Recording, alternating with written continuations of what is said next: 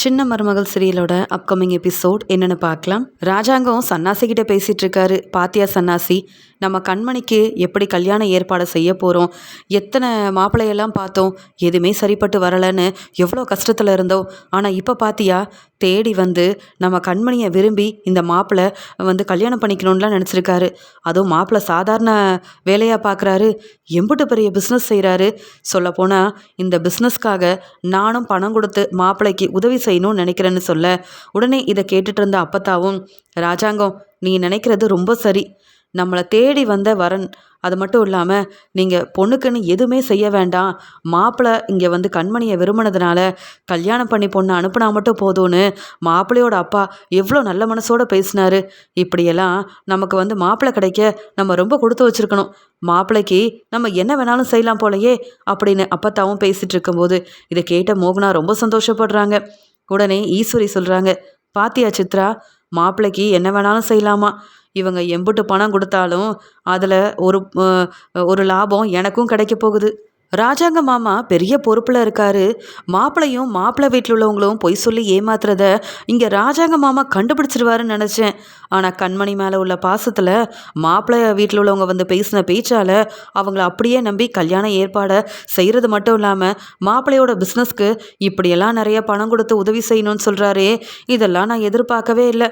பரவாயில்ல, மாப்பிள்ளையோட அப்பா எதிர்பார்த்ததை விட நிறையவே அவங்களுக்கு கிடைக்க போகுது போல அப்படின்னு ஈஸ்வரி சொல்கிறாங்க. அதுக்குடனே சித்ராவும், என்னம்மா நீங்கள் ஏற்பாடு பண்ண கல்யாணம் ஆச்சே, அவங்க நம்புகிற மாதிரி வர நடித்து ஏமாத்தாமல் இருப்பாங்களா, இதில் உங்களுக்கும் பெரிய லாபம் நிறைய பணம் கிடைக்க போகுது, அது எல்லாமே எனக்கும் போஸுக்கும் தானம்மா அப்படின்னு சொல்ல, ஆமாம் சித்ரா, என் பையன் போஸ் எம்புட்டு பாவம், இந்த வீட்டில் எல்லா உரிமையோடையும் சந்தோஷமாக வசதி வாய்ப்பெல்லாம் அனுபவிக்காமல் அவன் இந்த செல்வியால் வாழ்க்கையே இல்லாமல் இந்த மலரை கல்யாணம் பண்ணிக்கிட்டு பிடிச்ச வாழ்க்கையும் அமையாமல் அவன் படுற கஷ்டம் எனக்கு தானே தெரியும். போஸை எப்படியாவது இந்த வீட்டுக்கு நான் கூட்டிகிட்டு வரணும், அதுக்காக தான் இதெல்லாம் செஞ்சிட்ருக்கேன். அப்புறம் உன்னை மறந்துடுவேனா, உனக்காகவும் தான் அப்படின்னு சொல்கிறாங்க. தெரியுமா அப்படின்னு சொல்லி சித்ரா ரொம்ப சந்தோஷமாக ஈஸ்வரி கிட்ட பேசிகிட்டு இருக்காங்க. இது எல்லாத்தையுமே கேட்டுட்ருக்க கண்மணியால் தாங்கிக்க முடியல. எனக்காக அந்த மாப்பிள்ளைக்கு என் அப்பா என்னெல்லாம் செய்கிறேன்னு சொல்லியிருக்காரு. ஆனால் என் அப்பா மனசு மாறி ஆறுமுகத்தை மாப்பிள்ளையை ஏற்றுக்கிட்டா என் வாழ்க்கை எம்புட்டு நல்லா இருக்கும். நான் ஆறுமுகத்தை தான் விரும்புகிறேன், அவரை தான் கல்யாணம் பண்ணிக்க ஆசைப்படுறேன்னு என் அப்பா கிட்ட சொல்லிடலாமா, என்ன செய்யன்னு தெரியல. என் அப்பா அவமானப்பட்டு நிற்கக்கூடாதுன்னு தோணுது. ஆனால் என் மனசில் இருக்கிறத வேறு யார்கிட்ட சொல்ல முடியும். இந்த கல்யாணம் நடந்தால் அந்த மாப்பிள்ளை கூட நான் எப்படி சந்தோஷமாக வாழ முடியும் அப்படின்னு கண் கலங்கி நிற்கிற கண்மணி, இங்கே யாருக்கும் தெரியாமல் ஆறுமுகத்தை போய் பார்த்து பேசிட்டு வருவோமா அப்படின்னு நினைக்கிறாங்க. மாப்பிள்ளை அவரோட ஃப்ரெண்ட்ஸ் கூட எல்லாம் சேர்ந்து அவரோட ஹோட்டலில் நல்லா ட்ரிங்க்ஸ் பண்ணிகிட்ருக்காரு. அப்போ இங்கே மாப்பிள்ளையோட ஃப்ரெண்டுங்க கேட்குறாங்க, என்ன நாளைக்கு உனக்கு கல்யாணம், இன்றைக்கி இங்கே இருக்கேன்னு கேட்க, என்னை தேடி என் ஃப்ரெண்டு ஒருத்தவங்க வரப்போகிறாங்க, அதனால தான் அவங்களுக்காக காத்துட்ருக்கேன்னு சொல்லும்போது, அது யார் உன் ஃப்ரெண்டு எங்களுக்கு தெரியாமன்னு கேட்க, உடனே மாப்பிள்ளை சிரிச்சுக்கிட்டே, அன்னைக்கு நம்ம ஹோட்டலுக்கு ஒருத்தவங்க வந்தாங்கல்ல, அவங்கள நான் வர வச்சுருக்கேன், நாளைக்கு தானே என் கல்யாணம், இன்றைக்கி நான் சந்தோஷமாக இருந்தால் எந்த தப்பும் இல்லைல்ல அப்படின்னு சொல்லும்போது, நீ இப்படி செய்கிறதெல்லாம் யாருக்காவது தெரிய வந்தால் உன் கல்யாணத்தில் பெரிய பிரச்சனையாயிரும், நீ எதுக்கு இன்றைக்கி இப்படிலாம் தேவையில்லாமல் ட்ரிங்க்ஸ் பண்ணிகிட்ருக்க, அது மட்டும் இல்லை, நீ தான் சொன்ன அந்த கண்மணியோட அண்ணன் அங்கே இங்கேன்னு உன்னை பற்றி விசாரித்து சந்தேகத்தோடு தான் இருக்காங்கன்னு, நீ கொஞ்சம் கவனமாக இருக்க வேண்டாமா அப்படின்னு மாப்பிள்ளைக்கிட்ட அவரோட ஃப்ரெண்ட்ஸ் எல்லாருமே சொல்லிகிட்டு இருக்காங்க. ஆனால் மாப்பிள்ளை அவரோட ஃப்ரெண்ட்ஸோட சொல் பேச்சை கேட்க தயாராகவே இல்லை. அது மட்டும் இல்லாமல், என்ன யார் சந்தேகப்பட்டாலும் இந்த கல்யாணம் நடக்க தான் போகுது, கல்யாணம் நடந்ததுக்கப்புறமா எனக்கு வர வேண்டிய சொத்து பணம் எல்லாமே வந்துருச்சுன்னா அதுக்கப்புறம் சந்தோஷமாக என் பிஸ்னஸை இன்னும் பெரிய அளவுக்கு நான் கொண்டு போயிடுவேன், அப்புறம் இந்த கண்மணி கூட நான் வாழவே மாட்டேன்னு கண்மணியை அந்த ராஜாங்க வீட்டுக்கே அனுப்பி வச்சு அவங்க குடும்பத்துக்கு ஒரு சரியான பாடம் புகட்டுவேன். என்ன இப்போதைக்கு அந்த சேது மட்டும்தான் என் மேலே சந்தேகப்படுறான், மற்ற யாருமே என்னை சந்தேகப்படவும் இல்லை, அம்புட்டு நம்புகிறாங்க. அதுக்கெல்லாம் காரணம் அதே வீட்டில் இருக்க ஈஸ்வரி தான் தெரியுமா. அவங்க உதவியால் தான் இப்போ கண்மணியவே நான் கல்யாணம் பண்ணிக்க போகிறேன். நான் பேசின எல்லாமே ஈஸ்வரி எங்களுக்கு சொல்லி கொடுத்தது தான். இந்த குடும்பத்தை எப்படி ஏமாற்ற என்னென்ன பேசணும்னு என் அப்பா கிட்டேயும் என்கிட்டையும் ஈஸ்வரி சொன்ன மாதிரியே நாங்கள் நடந்துக்கிட்டோம். அந்த ராஜாங்க வீட்டில் உள்ள எல்லாரும் அப்படியே நம்பிட்டாங்க. அதுலேயும் நான் ரொம்ப நல்ல மாப்பிள்ளைன்னு வேறு நினச்சிட்ருக்காங்க. என் அப்பாவோட பிஸ்னஸை செய்கிறேன், அதனால் நான் ரொம்ப பொறுப்பான மாப்பிள்ளைன்னு எல்லாரும் என்னை பற்றி ரொம்ப தப்பாக புரிஞ்சு வச்சுருக்காங்க. கல்யாணத்துக்கு அப்புறம் தான் நான் யாருன்னே அவங்களுக்கெல்லாம் தெரிய வரும். அப்போ அந்த ராஜாங்க தலை பெருசாக என்ன செஞ்சிட முடியும், என்ன என்கிட்ட கொடுத்த சொத்து பணம் எல்லாத்தையும் திருப்பி கேட்டால் நான் கொடுத்துருவேனா என்ன? நான் எவ்வளோ பெரிய பிஸ்னஸ் செய்கிறேன், என்னை வந்து யாராலையும் ஏமாற்றி இதெல்லாம் வாங்க முடியுமா? ஆனால் என்ன செய்ய, என் வாழ்க்கைக்காகவும் என்னுடைய பிஸ்னஸ்க்காகவும் இப்படிலாம் மற்றவங்கள ஏமாற்ற வேண்டியதாக இருக்குது அப்படின்னு மாப்பிள்ளை ரொம்பவே சந்தோஷமாக பேசி சிரிச்சிட்ருக்காரு. அந்த சமயம் தமிழ்செல்வி சொன்ன மாதிரியே இதுதான் அந்த மாப்பிள்ளையோட ஹோட்டல். ஆனால் யாருமே இல்லையே, எங்கே இருக்காரான்னு தெரியலையே அப்படின்னு சொல்லிட்டு யார்கிட்ட மாப்பிள்ளையை பற்றி கேட்க அப்படின்னு கருப்பு அங்கே போகும்போது இந்த ரூமில் யாராவது இருக்காங்களான்னு பார்ப்போன்னு அந்த ரூம் கதவை திறக்க மாப்பிள்ளை அவரோட ஃப்ரெண்ட்ஸ் கிட்ட பேசிகிட்டு இருக்க எல்லாத்தையுமே கருப்பு கேட்டுடுறாரு. அப்போ தான் தெரியுது மாப்பிள்ளை இங்கே ராஜாங்க குடும்பத்தை ஏமாத்துறதுக்காக ரொம்ப நல்லவர் மாதிரி பேசி நடித்து ஏமாற்றி கல்யாண ஏற்பாடு எல்லாத்தையுமே செஞ்சுருக்காரு. ஆனால் மாப்பிள்ளை இம்புட்டு ட்ரிங்க்ஸ் பண்ணுவாரா? அது மட்டும் இல்லாமல் கண்மணியை மாப்பிள்ளைக்கு பெருசாக விருப்பம் இல்லாமல் தான் கல்யாணம் பண்ணிக்கிறாரா? அதுவும் சொத்து கிடைக்க போகுதுன்றதுக்காகவா? அப்படின்னு எல்லாத்தையுமே கேட்டது மட்டும் இல்லாமல் மாப்பிள்ளையை பற்றின ஆதாரத்தை ரொம்பவே தெளிவாக எடுத்து வைக்கிறாரு இங்கே வந்து கருப்பு. மாப்பிள்ளை எப்படிப்பட்டவர்னு வீட்டில் உள்ளவங்களுக்கு தெரிய வேண்டாமா? அவர் நிறைய பேரை ஏமாத்திருக்காரு போல. அதே மாதிரி நம்ம குடும்பத்தையும் ஏமாத்தணும்னு நினச்சா சும்மா விட்டுருவேனா என்ன? தமிழ்செல்வி சரியாக திட்டம் போட்டு நல்ல வேலை என்னை இங்கே அனுப்புனாங்க. தமிழ்செல்வி சொன்ன மாதிரியே இந்த மாப்பிள்ளை நல்லவர் இல்லை. இவர் நம்ம கண்மணியை கல்யாணம் பண்ணால் கண்மணியோட வாழ்க்கையில் பெரிய பிரச்சனை வரும். எப்படியும் சொத்துக்கு ஆசைப்பட்ட இவங்க கண்மணி கூட வாழ விருப்பம் இல்லைன்னு மறுபடியும் கண்மணியை நம்ம வீட்டுக்கு தான் அனுப்புறதா திட்டம் போட்டுட்ருக்காங்க. இதுக்கு எதுக்கு கண்மணியை இந்த ஆளுக்கு நம்ம கல்யாணம் பண்ணி வைக்கணும்? எதுக்கு இந்த மாப்பிள்ளையை நம்ம நம்பணும்? இப்போவே இந்த கல்யாணத்தை நிப்பாட்ட என்ன செய்யணுமோ நான் செய்வேன் அப்படின்னு சொல்லி இங்கே வந்து ரொம்பவே கோவத்தில் தன்னுடைய ஃபோனில் இருக்கிற ஆதாரத்தை பார்த்துட்ருக்க மாப்பிள்ளை பேசுகிற எல்லாமே இங்கே கருப்புக்கு பார்க்க பார்க்க ரொம்பவே கோவம் வருது. அந்த சமயம் மாப்பிள்ளைக்கு ஒரு ஃபோன் வருது. உடனே சிரிச்சுக்கிட்டு, பாத்தியா நான் சொன்ன மாதிரியே என் ஃப்ரெண்டு வந்துட்டாங்க, இப்போ அவங்கள தான் பார்க்க போகிறேன் அப்படின்னு சொல்ல உடனே கருப்பு அங்கே நின்று யோசிக்கிறாரு. மாப்பிள்ளையோட ஃப்ரெண்டா? யாரா இருக்கும்? அது யாருன்னு தெரியலையே. இத்தனை பேர் மாப்பிள்ளையோட ஃப்ரெண்டு தானே. அப்புறம் தனியாக வேற யாரையோ பார்க்க போகிறதா சொல்கிறாரே, யாருன்னு பார்ப்போம் அப்படின்னு சொல்லிட்டு மாப்பிள்ளைக்கே தெரியாமல் அவர் யாரை பார்க்க போகிறாரு, என்ன தான் பிரச்சனை, ஏன் இப்படிலாம் மாப்பிள்ளை நடந்துக்கிறாரு அப்படின்னு எல்லா உண்மையும் கண்டுபிடிக்கிறதுக்காக முயற்சி செய்கிறாரு கருப்பு. அந்த சமயம் அங்கே ஒரு பொண்ணு வந்து மாப்பிள்ளைகிட்ட ரொம்ப பெரிய பிரச்சனை செய்கிறாங்க. நீங்கள் என்ன விரும்புகிறதா தானே சொன்னீங்க, அப்புறம் எதுக்காக கண்மணின்ற ஒருத்தவங்களை கல்யாணம் பண்ணிக்க போகிறீங்களா? இப்போ தான் எனக்கு உண்மை தெரிஞ்சுது அப்படின்னு சொல்ல, நீ எதுக்கு இங்கே வந்த? நான் என்னவோ என் ஃப்ரெண்டு வந்திருக்காங்கன்னு நினச்சி வந்தேன். இப்போ நீ ஏன் எதுக்கு இங்கே வந்தேன்னு கேட்கும்போது, என்ன தானே கல்யாணம் பண்ணிக்கிறதா சொல்லி நீங்களும் நானும் விரும்பணும்ல, அது மட்டுமா? உங்களுக்காக நான் என்னெல்லாம் செஞ்சுருக்கேன், எவ்வளோ உதவி செஞ்சுருக்கேன். இவ்வளோ பெரிய பிஸ்னஸ் செய்கிறீங்கன்னா அதுக்கு காரணம் நானும் தான். உங்கள் அப்பா கொடுத்த பணம் மட்டும் இல்லை, என் அப்பா எனக்காக சேர்த்து வச்சுருந்த, என் கல்யாணத்துக்காக சேர்த்து வச்சுருந்த பணத்தையும் உங்கள் பிஸ்னஸ்க்காக கொடுத்து நான் ஏமாந்து போய் நிற்கணுமா? யாருக்கும் தெரியாமல் நீங்கள் என்ன கல்யாணம் பண்ணியிருக்கீங்க. அது மட்டுமா, எல்லாரையும் கூப்பிட்டு நான் தான் உங்கள் மனைவின்னு சொல்ல போகிறதா சொன்னீங்கல்ல. நம்ம விரும்பி தானே யாருக்கும் தெரியாமல் கல்யாணம் பண்ணிக்கிட்டோம். இப்போ என்ன புதுசாக அந்த கண்மணியை கல்யாணம் பண்ணிக்க போகிறேன்னு என்னென்னவோ செஞ்சிட்ருக்கீங்க. நாளைக்கு உங்கள் கல்யாணம்னு தெரிஞ்சு உங்களை பார்த்துட்டு போகலாமேன்னு வந்தால் ஏன் வந்தேன்னு கேட்குறீங்க? நான் உங்கள் ஃப்ரெண்ட் இல்லையா? அப்போ நான் உங்கள் வாழ்க்கையில் முக்கியம் இல்லையா? நீங்கள் அப்போ யாரை எதிர்பார்த்துட்டு இருந்தீங்கன்னு கேட்க, எல்லாம் என் ஃப்ரெண்டுக்காக எதிர்பார்த்துட்டு இருந்தேன், ஆனால் நீ வந்து நிற்பேன்னு நான் எதிர்பார்க்கல அப்படின்னு சொல்லும்போது, அப்போ நீங்கள் என்னை கல்யாணம் பண்ணது எல்லாமே நான் கொடுக்க போகிற அந்த பணத்துக்காகவும் எங்கள் அப்பா எனக்காக சேர்த்து வச்சுருந்த பணம் நகை அதை வாங்குறதுக்காகவும் தானா அப்படின்னு கேட்கும்போது, அப்படி தான் வச்சுக்கோ, ஏன் நீ தான் ஏமாந்துட்ட, இதில் நான் என்ன பதில் சொல்ல முடியும்னு கேட்க, அப்போ நீங்கள் என்னை கல்யாணம் பண்ணதுக்கு என்ன பதில் சொல்ல போகிறீங்க அப்படின்னு அங்கே வந்த பொண்ணு அழுதுகிட்டே மாப்பிள்ளை கிட்ட கேள்வி கேட்க, அப்போ தான் கருப்புக்கு தெரியுது மாப்பிள்ளைக்கு ஏற்கனவே கல்யாணம் ஆயிடுச்சா. ஏற்கனவே மாப்பிள்ளை விரும்பி ஒரு பொண்ணை கல்யாணம் பண்ணி ஏமாத்திருக்காரு. அதுவும் அவங்க மூலமாக பணம் கிடைக்கும், பிஸ்னஸை வந்து பெரிய அளவுக்கு கொண்டு போகலான்றதுக்காக. இப்போ வந்து அந்த பொண்ணு அழுதுகிட்டே நிற்கிறாங்க, பதில் பேசாமல். இவர் என்ன எப்படி பேசிகிட்டு இருக்காரு? அப்போ மாப்பிள்ளை மற்றவங்கள ஏமாற்றி அவங்க மூலமாக பணம் கிடைக்கணுன்ற ஒரு எண்ணத்தில் என்ன வேணாலும் செய்யலான்னு இதே வேலையை தான் செஞ்சிட்ருக்காரு போல். நல்ல வேலை இன்னைக்கு இங்கே வந்து தமிழ்செல்வி சொன்ன மாதிரியே இங்கே வந்து உண்மை என்னன்னு தெரிஞ்சுக்கிட்டோம். இந்த மாப்பிள்ளை ட்ரிங்க்ஸ் பண்ணுறாரு, சரியாக பிஸ்னஸ் செய்கிறதுக்காக நம்ம குடும்பத்தை ஏமாத்துறாருன்னு நினச்சா நம்ம குடும்பத்தை மட்டும் இல்லை, இந்த மாப்பிள்ளை நிறைய பேரை ஏமாற்றிருக்காரு. அப்புறம் எப்படி நம்ம வந்து இந்த மாப்பிளைய பத்தின உண்மையை சொல்லி இவரை மாட்டி விடாம இருக்க முடியும்? சொல்லப்போனா இந்த மாப்பிள்ளை கண்மணியை நல்லபடியா கவனிச்சுக்க மாட்டாரு. இவரை கண்மணி கல்யாணம் பண்ணிக்கவும் கூடாது. சேதுக்கு முதல்ல ஃபோன் பண்ணி பேசுவோம் அப்படின்னு சொல்லிட்டு உண்மை என்னன்னு தெரிஞ்சுக்கிட்டு மாப்பிள்ளைக்கு வேற ஏற்கனவே கல்யாணம் ஆயிருக்கு. அந்த பொண்ணையே ஏமாத்தணும்னு நினைச்சவரு கண்மணி வாழ்க்கையில மட்டும் நல்லது செய்வாரா? இப்படிப்பட்ட ஒரு ஆளை கண்டிப்பா கண்மணி கல்யாணம் பண்ணிக்கவே கூடாது. என்ன ஆனாலும் பரவாயில்ல, நம்மளை யாரும் தப்பா நினைச்சா கூட பரவாயில்ல, இந்த கல்யாணம் நடக்கவே கூடாதுன்னு சொல்லிட்டு ஆதாரத்தெல்லாம் எடுத்துக்கிட்டு இங்கே மாப்பிள்ளைய பற்றி தெரிஞ்சுக்கிட்டு அங்கே வந்த பொண்ணு என்னெல்லாம் மாப்பிள்ளை கிட்ட பேசி அழுதாங்களோ எல்லாமே ஒரு ஆதாரமாக எடுத்துட்டு அங்கேருந்து கிளம்பும் போதே சேதுக்கு ஃபோன் பண்ணுறாரு கருப்பு. உடனே சேது, மாமா எங்கே போனீங்க? எம்பிட்டு நேரமாக உங்களுக்காக காத்துட்ருக்கேன். நீங்கள் எங்கே மாமா போனீங்க? வீட்டில் கல்யாண வேலை எவ்வளோ இருக்குது. நீங்கள் இருந்தால் தானே மாமா எனக்கு உதவியாக இருக்கும். இங்கே வந்து ஆறுமுகமும் எங்கே போனான்னு தெரியலன்னு சொல்ல, மாப்பிள்ளை நான் ஒரு உண்மையை சொல்லணும், நீ கொஞ்சம் பொறுமையா இரு மாப்பிள்ள அப்படின்னு சொல்ல, மாமா எதையும் கேட்க நான் தயாரா இல்லை. எப்போ வருவீங்க? அப்பா உங்களை தான் எதிர்பார்த்துட்டு இருக்காங்க. கொஞ்ச நேரத்தில் கண்மணியோட கல்யாணம் மாமா. பொறுப்பே இல்லாமல் போயிருக்கீங்க. இத்தனை நாள் இந்த வீட்டு பக்கமே வரல. இப்போ தானே இங்கே வந்தீங்க. அப்புறம் என்ன உங்களுக்கு என்ன வேலையா வெளியில் போயிருக்கீங்க அப்படின்னு சேது ரொம்பவே கோபமாக பேசுகிறாரு கருப்பு கிட்ட. உடனே கருப்பு கண் கலங்கிக்கிட்டே, போதும் மாப்பிள்ள, யாரை ரொம்பவே நம்பி இந்த கல்யாணம் நடக்கும்னு நீங்கள் எல்லாரும் எதிர்பார்த்துட்ருக்கீங்களோ அந்த கல்யாணம் நடக்க வேண்டாம் மாப்பிள்ள, எனக்காக கொஞ்சம் பொறுமையாக கேளுன்னு சொல்ல, என்ன மாமா தமிழ் செல்வி கூட சேர்ந்துக்கிட்டு நீங்களும் கண்மணிக்கு கிடைக்க இருக்க நல்ல வாழ்க்கையை ஒன்றும் இல்லாமல் செய்யணும்னு நினைக்கிறீங்களா? இல்லை தமிழ் செல்வி சொன்னதெல்லாம் கேட்டு அதை உண்மைன்னு நம்பி இந்த கல்யாணத்தை நிப்பாட்டணும்னு நினைக்கிறீங்களா? ஏன் மாமா ஏன் இப்படி செய்கிறீங்க?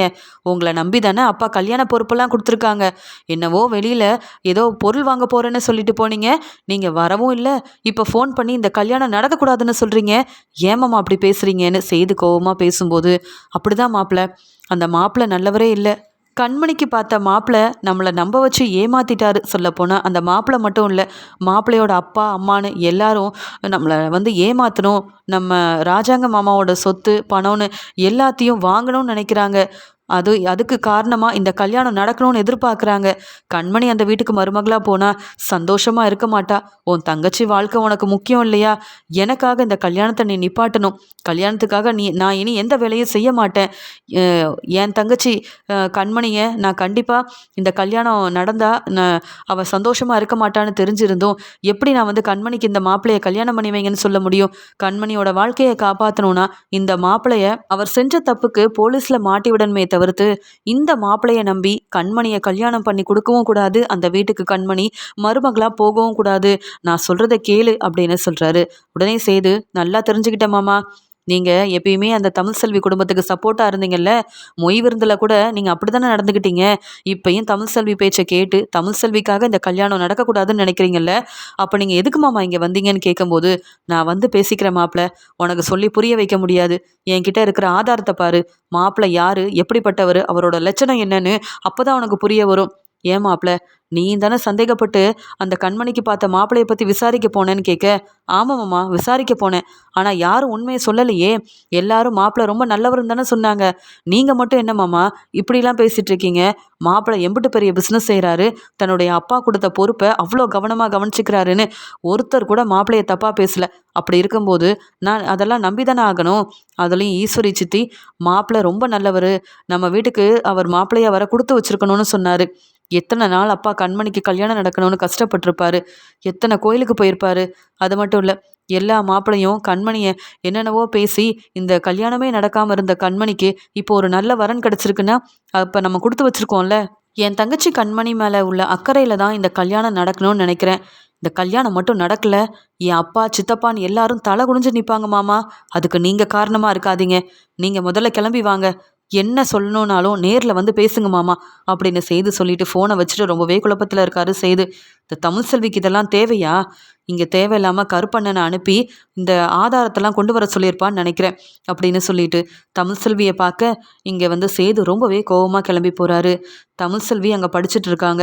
உடனே சேது அங்கே வந்துட்டு, நீ நல்லா படி, நிம்மதியாக இரு, ஆனால் மற்றவங்கள மட்டும் சந்தோஷமாக இருக்க விடாத அப்படின்னு தமிழ் செல்வி கிட்ட சொல்ல, என்னங்க என்ன பேசுகிறீங்க?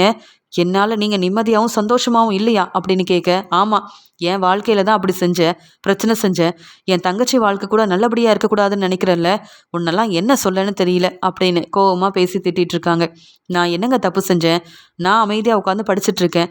இப்போ எதுக்கு இங்கே வந்து திட்டுறீங்க என்ன அப்படின்னு கேட்குறாங்க தமிழ்செல்வி. உடனே சேது ரொம்ப கோவமா, நீ யாரு கருப்பு மாமாவை மாப்பிள்ளை பற்றி விசாரிக்க அனுப்ப சொல்கிறதுன்னு கேட்க, இது எப்படி உங்களுக்கு தெரியும்னு கேட்குறாங்க. இப்போ தான் கருப்பு மாமாவுக்கு ஃபோன் பண்ணேன், அங்கே ஆதாரத்தோடு வந்துட்டுருக்கேன்னு சொன்னார்.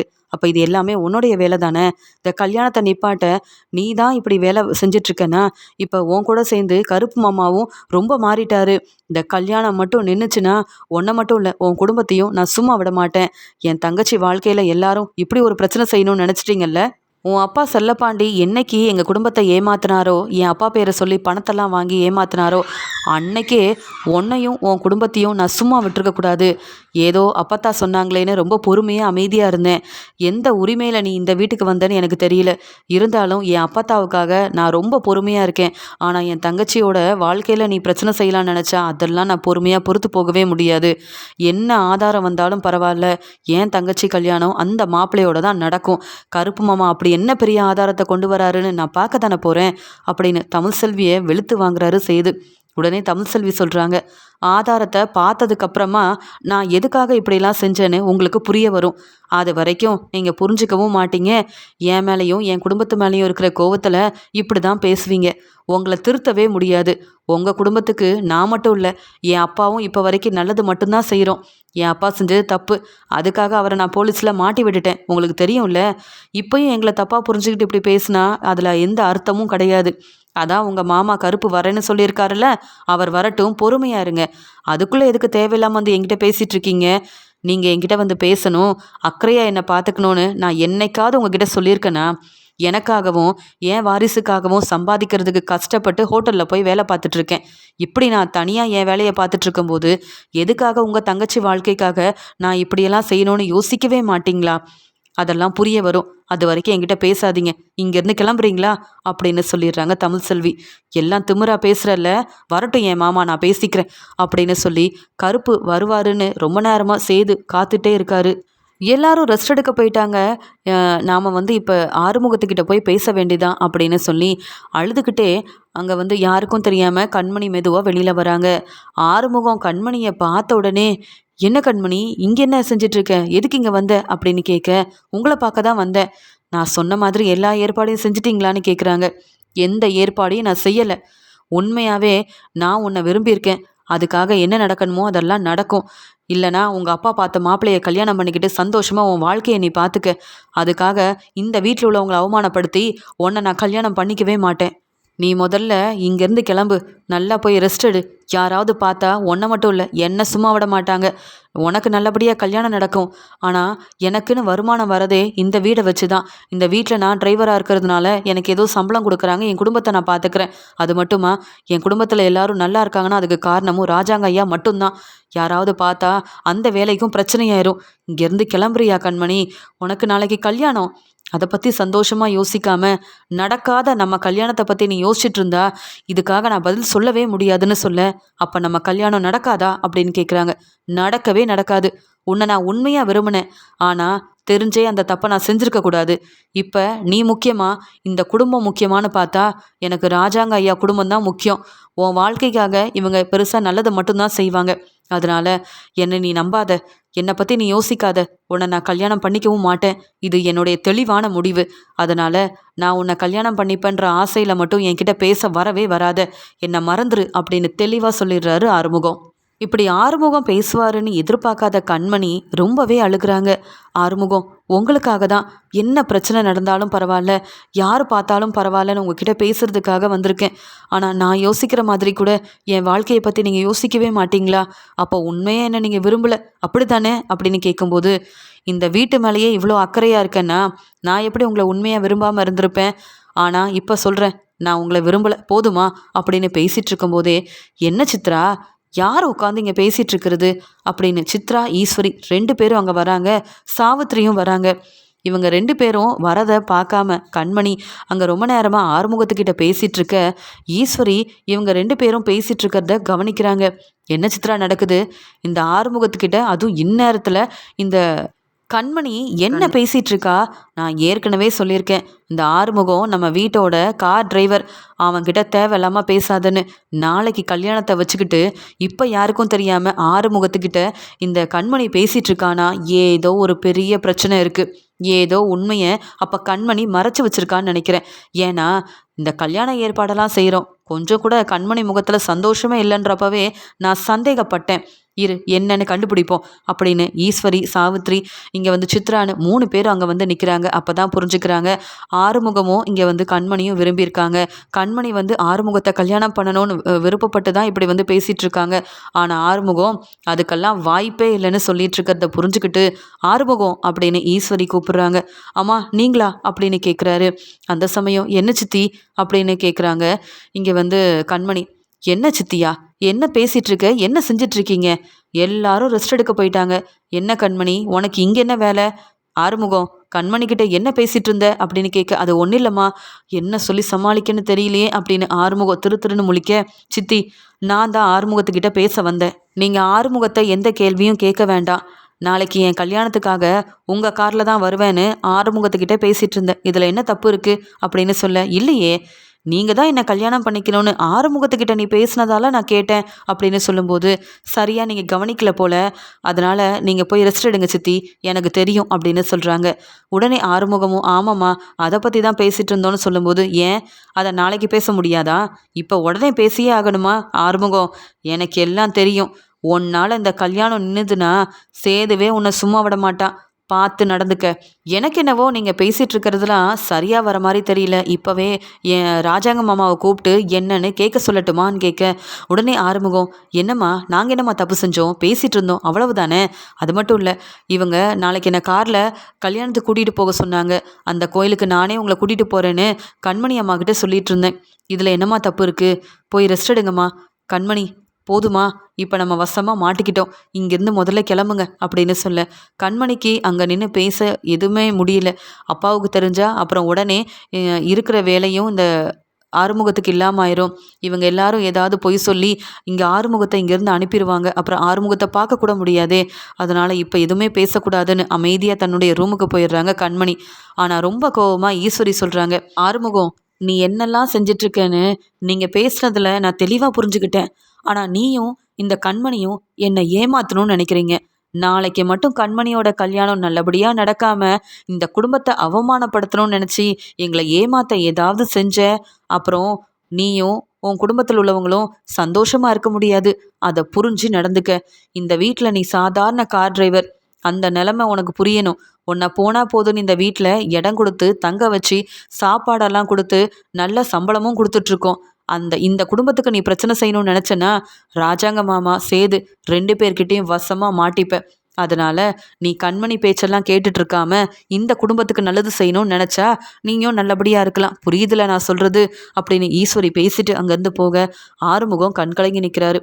ஒரு பக்கம் கண்மணி என்னை கல்யாணம் பண்ணிக்கோங்கன்னு சொல்லி அழுதுட்டு போகிறான். இன்னொரு பக்கம் கண்மணிக்கு நீ வாழ்க்கை கொடுக்குறேன்னு ஏதாவது செஞ்சேன்னா பிரச்சனை உனக்கு தான் வரும். சேதுவும் ராஜாங்க ஐயாவும் சும்மா விட மாட்டாங்கன்னு ஈஸ்வரி அம்மா எனக்கு புரிகிற மாதிரி சொல்லிட்டு போகிறாங்க. இப்போ நான் என்ன முடிவெடுக்க? இப்படி கண்மணி என்னை மாட்டி விட்டுட்டாலே அப்படின்ற மாதிரி யோசிக்கிறாங்க ஆறுமுகம். கல்யாணம் நல்லபடியாக நடக்கணும்னு நல்ல கோயிலில் போய் வேண்டிக்கிட்டு கண்மணி வாழ்க்கை ரொம்ப நல்லபடியாக அமையணும் அப்படின்னு ராஜாங்கம் வேண்டிக்கிறாரு. கூட இருக்க சன்னாசியும், அண்ணன் நீங்கள் கண் கலங்க வேண்டாண்ணே, நீங்கள் என்ன ஆசைப்பட்டீங்களோ அதை விட நல்ல ஒரு வரன் கிடச்சதுனால தானே கண்மணியை தேடி வந்து பொண்ணு கேட்க வந்தாங்க. சொல்லப்போனால் எல்லாத்துக்கும் காரணம் ஈஸ்வரி தானே அப்படின்னு சொல்ல, ஆமாம் சன்னாசி, ஈஸ்வரி நம்ம குடும்பத்துக்குன்னு எவ்வளவோ உதவி செஞ்சுருக்கா. ஆனால் இந்த உதவியை என்னால் மறக்க முடியாது. ஏன்னா என் பொண்ணு வாழ்க்கையில் எம்பிட்டு பெரிய நல்லது நடக்க போகுது இன்னைக்கு அப்படின்னு கோயிலில் அங்கே நல்லா வேண்டிக்கிறாங்க கண்மணிக்காகவும் கண்மணியோட வாழ்க்கைக்காகவும். அப்பத்தா மோகனான்னு எல்லாரும் வந்து ரொம்ப சந்தோஷமா அங்கே கண்மணிக்கு இன்னைக்கு கல்யாணம் நடக்க போகுது. எங்க மாப்பிள்ளை வீட்டில் உள்ளவங்க கிளம்பிட்டாங்களா? எப்போ இங்கே வருவாங்க அப்படின்னு கேட்க, வந்துட்டு இருக்காங்கம்மா, அதெல்லாம் வந்துருவாங்க அப்படின்னு சொல்ல, நாம் நினச்ச மாதிரியே ஒரு நல்ல மாப்பிள்ளை கிடச்சிருக்காருல்ல ராஜாங்கம். மாப்பிள்ளைக்கு எம்புட்டு வேணாலும் நம்ம செலவு செய்யலாம். அவர் நம்ம வீட்டு மாப்பிள்ளையாக வரட்டும். அப்புறம் அவருக்கு என்னென்ன புது பிஸ்னஸ்லாம் ஆரம்பித்து கொடுத்து அவருக்கு நான் எவ்வளோ உதவி செய்ய போகிறேன்னு எல்லாரும் பார்க்க தான் போகிறாங்க அப்படின்னு ராஜாங்கம் மாப்பிள்ளை ரொம்ப நல்லவருன்னு நினச்சி அவருக்கு இன்னும் பிஸ்னஸ்லாம் ஆரம்பித்து கொடுக்கணும், நிறைய பணம் கொடுத்து அவரை ரொம்ப நல்லா பார்த்துக்கணும், அப்போ தான் கண்மணியோட வாழ்க்கை நல்லா இருக்கணும்னு நினச்சி இப்படியெல்லாம் பேசிகிட்டு இருக்காரு. கண்மணிக்கு கல்யாண ஏற்பாடு எல்லாமே செஞ்சிட்ருக்காங்க. அந்த சமயம் கண்கலங்கி நின்றுட்டுருக்காரு ஆறுமுகம். இங்கே ஆறுமுகத்தை பார்த்து பார்த்து அழுதுகிட்டே இருக்கிறாங்க. மணமேடையில் உட்காந்துட்ருக்க இங்கே கண்மணியும், நான் உங்கள் கூட வாழணும்னு நினச்சேன், எவ்வளவோ சொல்லியும் கேட்காம இந்த கோயிலுக்கு அந்த மாப்பிள்ளையை கல்யாணம் பண்ணிக்க கூட்டிகிட்டு என்னை விட்டுட்டீங்கல்ல, உங்கள் மேலே வச்ச நம்பிக்கையெல்லாம் ஒன்றும் இல்லாமல் செஞ்சிட்டீங்க, அப்போ நான் உங்கள் கூட வாழ எனக்கு தகுதி இல்லைன்னு நினச்சிட்டிங்களா ஆறுமுகம் அப்படின்னு சொல்லி யோசித்து உட்காந்து அழுதுட்ருக்காங்க கண்மணி. அங்கே வந்த மோகனாவும், என்ன கண்மணி ஏன் கண்கலங்கி உட்காந்துட்ருக்கேன்னு கேட்க உடனே மலர், ஆமாம் கண்மணி, பார்க்குறவங்கலாம் தப்பாக நினைக்க மாட்டாங்களா, நீ எதுக்கு அழுகிற, உனக்கு எதுவும் பிரச்சனையான்னு கேட்க, இல்லை என் அப்பாவையும் என் அம்மாவையும் பிரிஞ்சு வேற ஒரு வீட்டுக்கு போகிறேன் மருமகளா, அந்த ஒரு யோசனையில் தான் நான் அழுதுட்ருக்கேன், வேற ஒன்றும் இல்லை அண்ணி. ஆமாம், தமிழ்செல்வி அண்ணி வரமாட்டாங்களா, யாரும் அவங்கள கூப்பிடவே இல்லையா, சேது அண்ணனுக்கும் தமிழ்செல்வி அன்னிக்கும் பிரச்சனை, அதுக்குன்னு ஏன் கல்யாணத்துக்கு தமிழ்செல்வி அண்ணி வரமாட்டாங்களா அப்படின்னு சொல்லி கேட்குறாங்க கண்மணி. உடனே அப்பத்தாவும், அதானே மோகனா, முதல்ல உன் மருமகளுக்கு ஃபோன் பண்ணு, அவள் இன்றைக்கும் காலேஜ் தான் முக்கியம்னு கிளம்பி இருக்க போகிறா அப்படின்னு சொல்ல. அத்தை, அங்கே தமிழ்செல்வி வந்தா சேது கோவப்படுவானேன்னு சொல்ல, சேதுவுக்காகவா தமிழ்செல்வி வரப்போறா, இந்த கல்யாணத்துக்கு எம்புட்டு பேர் வருவாங்க, அதில் என் பேத்தியும் வந்துட்டு போகட்டுமே, இதில் என்ன தப்பு இருக்குது.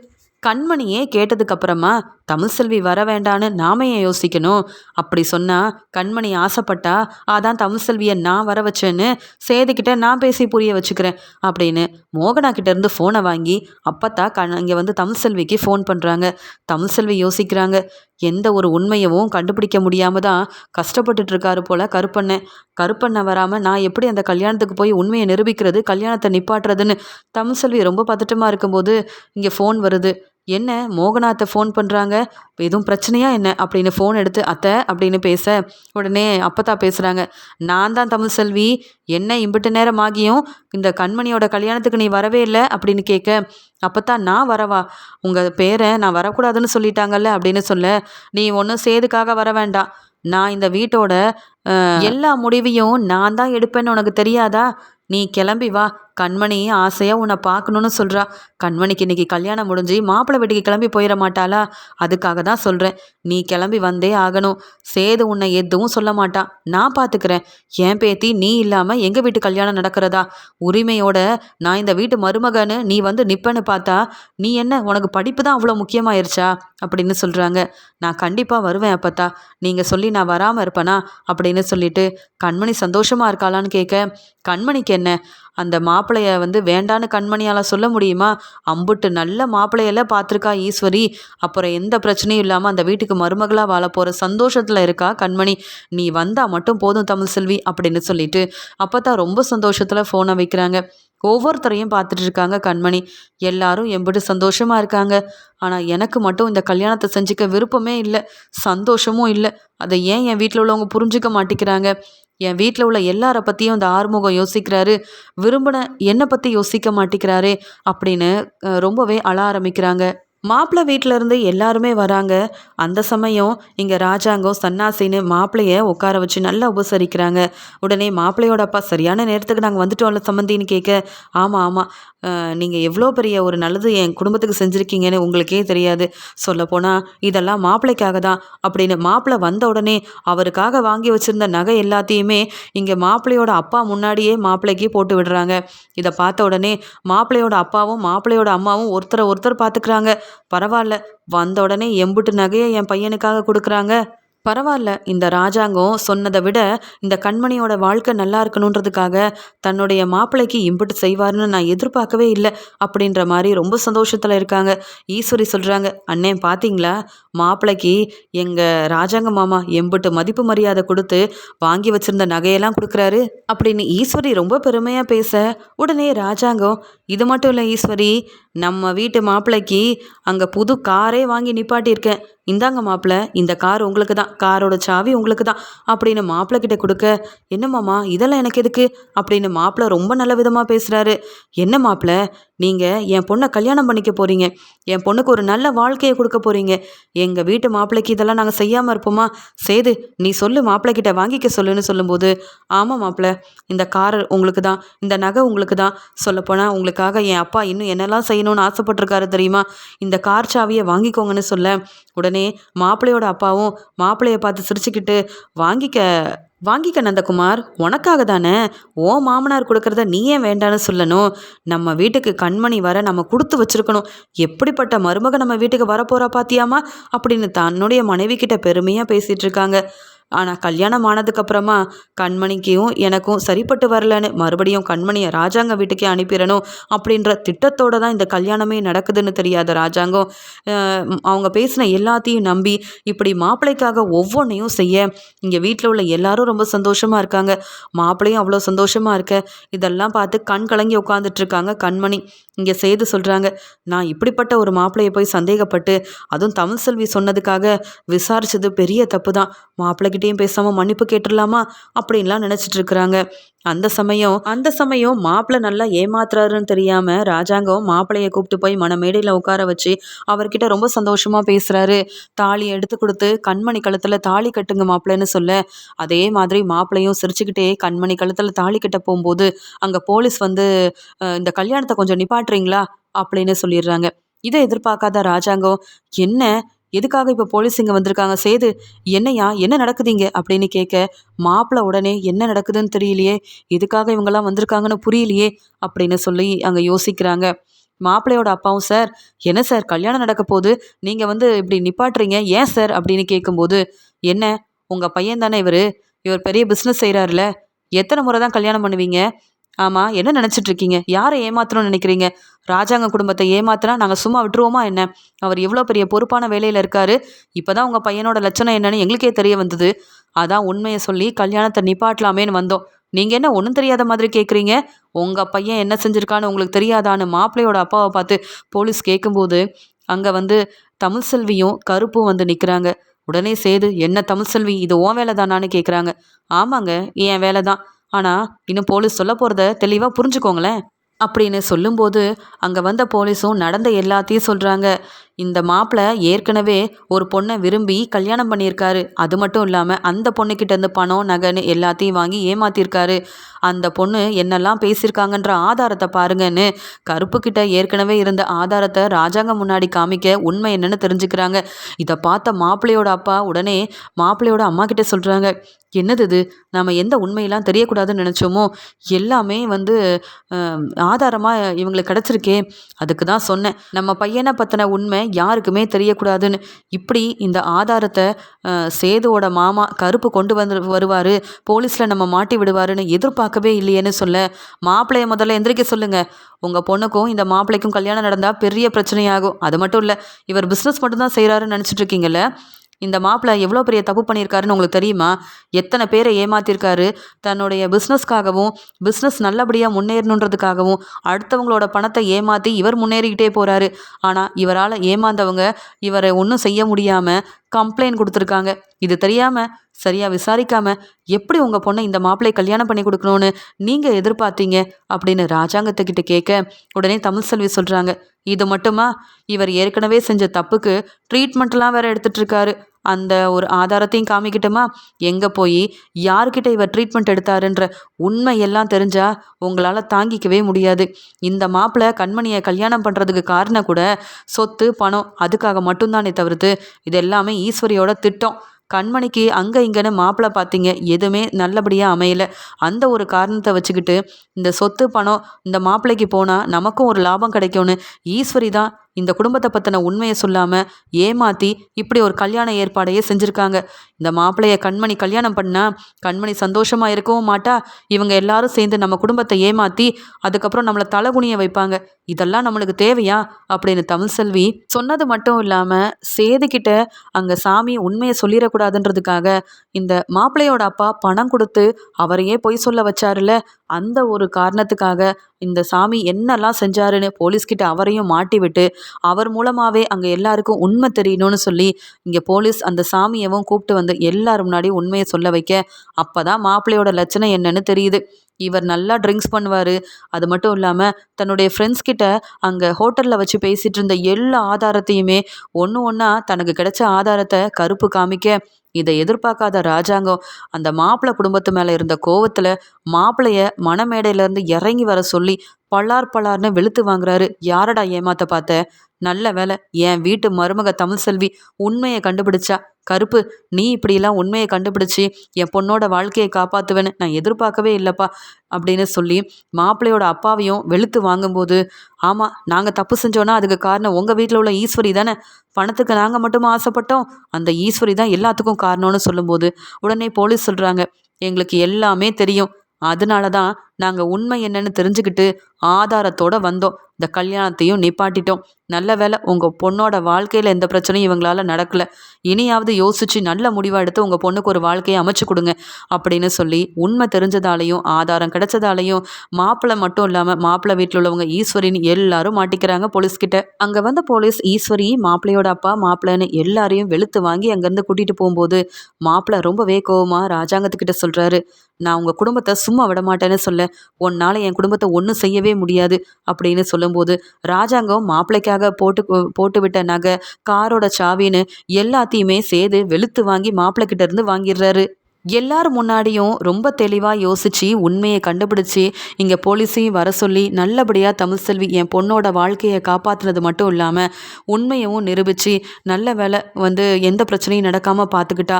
இப்படிப்பட்ட தமிழ்செல்வியை நான் சந்தேகப்பட்டு புரிஞ்சிக்காம நான் சேதுவும் தமிழ்செல்வியும் பிரியறதுக்கு நானும் ஒரு காரணமாக இருந்துட்டேன்னு கண்கலங்கி ராஜாங்கம் இங்கே கருப்புக்கிட்டையும் தமிழ்செல்வி கிட்டையும் மன்னிப்பு கேட்குறாங்க, நன்றி சொல்கிறாங்க. உடனே சேது பாத்தியா, இனியாவது தமிழ்செல்வியை புரிஞ்சுக்கிட்டு 2 பேரும் ஒன்று சேர்ந்து வாழுங்க.